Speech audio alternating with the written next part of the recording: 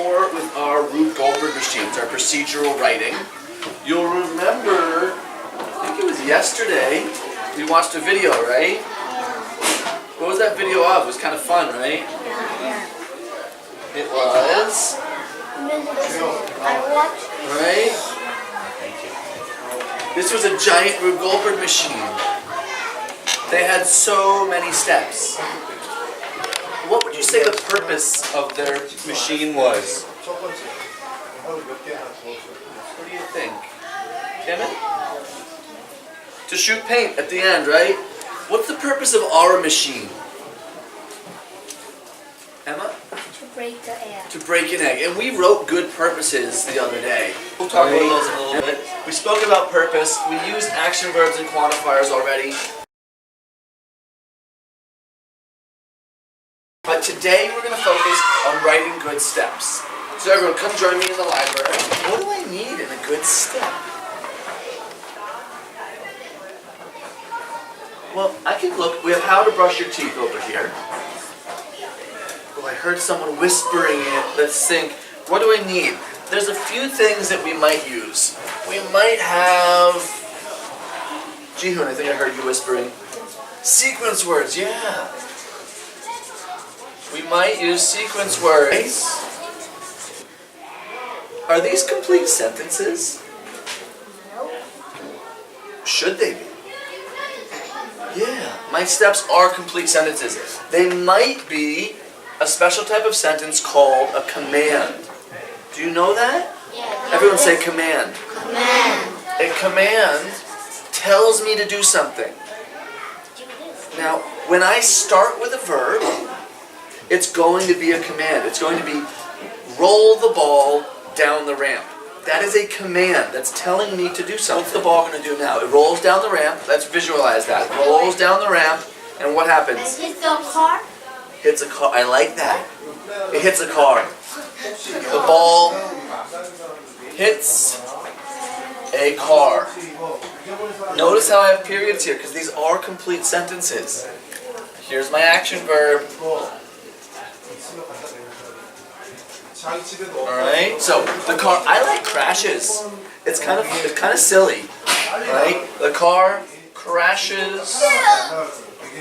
If it's gonna crash, it's gonna crash in, it's gonna crash to, it's gonna crash at, crash to, it's gonna crash into.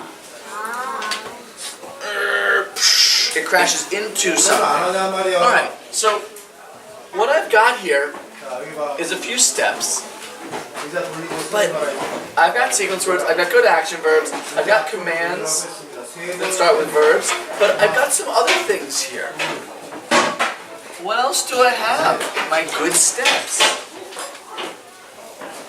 These down the ramp. It's a car, into a domino, into the next domino. Okay, I'm going to call them details. I think that's easy for us to understand. Some of them are actually something called prepositional phrases. We're not doing that right now, but you're using them. You don't even know it. You learned it in 3rd grade. Maybe you did. Alright? If you didn't, that's okay. You're still able to use it, even if you don't really know the name of it. But we're going to call it details. Use details. The details are things like the location and what is happening.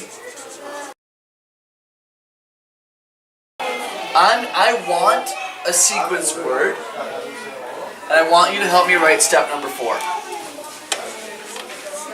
Who can do it?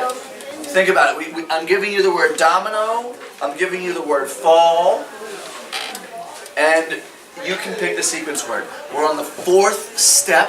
There's a sequence word. We could use something like after, and we already said next, so maybe we won't use next. I have 2 people who think they can write it, 3 people, 4, 5, 6 people can help me write it. Who else? I'm using a domino, I'm using the word fall. Alicia, can you help me write it? domino falls into the next domino. Ooh, I love that sentence. Can we add a sequence word to that? Then? Do you like then? Alright, let's do it. Then, what comes after my sequence word? Comma. The domino falls into the next domino. It's a sentence. I must have a period at the end.